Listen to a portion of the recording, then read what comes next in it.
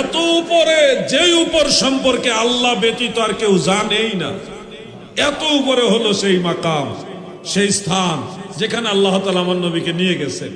আর আমাদের ভাইরা ওনারা ওয়াজ করতেছে যে আমার নবীজি আরশে আজিমে গেছে কিনা এটা নিয়েও কথা আছে।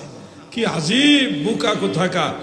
ইমাম গাজ্জালি রহমতুল্লাহ আলাইহি বলছিল যে নবীজি আল্লাহ তাআলাকে চর্মচক্ষু দ্বারা দেখে নাই। ইমাম গাজ্জালি রহমতুল্লাহ আলাইহি এটা বলছিলেন। তিনাকে আবার রদ করেছেন হযরত মুজাদ্দিদ আল ফিসানি রহমতুল্লাহ আলাইহি। তিনি বলতেছেন যে এই মাথা মুন্ডওয়ালা, মানে নিজেকে বলতেছে আমরা যারা আছি আমরাই দৈনিক বহুবার আল্লাহকে দেখি।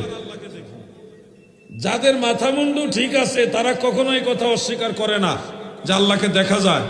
আমরা যারা জান্নাতে যাব আমরাও তো আল্লাহকে দেখবো, নাকি? দেখবো। 14ই পূর্ণিমার রাতে যেভাবে আল্লাহ দেখা যায়, চন্দ্র দেখা যায়, ওইভাবে আল্লাহকে দেখা যাবে। এটা হাদিসে মুতাওয়াতির দ্বারা সাহাবী। জান্নাতে কি আমরা রুহানি ভাবে যাব না সশরীরে যাব? টেনশনে পড়ে গেছেন নাকি? জান্নাতে সশরীরে যাব। হাসরের ময়দানে আল্লাহ তাআলা আমাদেরকে সশরীরে তুলবেন, রূহ এবং দেহ দুইটা একসাথে করে হাসরের ময়দানে তুলবেন।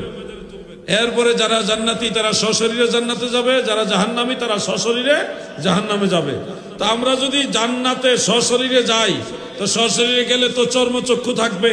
তাহলে চর্মচক্ষু দিয়ে যদি জান্নাতে গিয়ে আমরা ওই আল্লাহকে দেখতে পারি, আমার নবীজি আল্লাহকে দেখে নাই, এই কথা যে বলবে তার আকল দাঁতই উঠে নাই, ঠিক কিনা?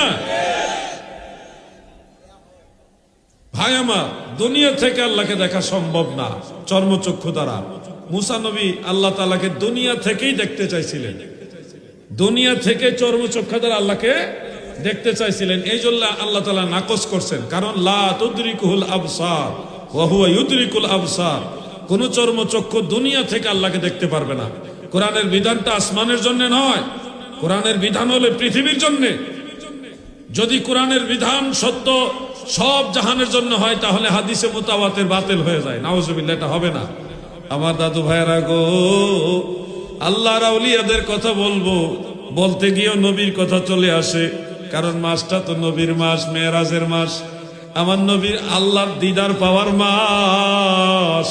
এই মাসে নবীর কথা চলে আসে। আচ্ছা, আমি আমার বিষয়বস্তুর প্রথম কথাটা আপনাদেরকে বলি, যদিও এখানে লেখা হয়েছে পাক ভারত উপমহাদেশে ইসলাম ধর্ম প্রচারে আউলিয়া কেরামের অবদান। আপনারা জানেন এই পাক ভারত উপমহাদেশে ব্যাপকভাবে ইসলাম ধর্ম প্রচার করছেন আউলিয়া কেরাম, এটা সত্য। কিন্তু সর্বপ্রথম ইসলাম ধর্ম এই ভারতবর্ষে প্রচার করছে সাহাবাই কেরাম। নবীজির সাহাবীরা এই ভারতবর্ষে এসে ইসলাম প্রচার করছে।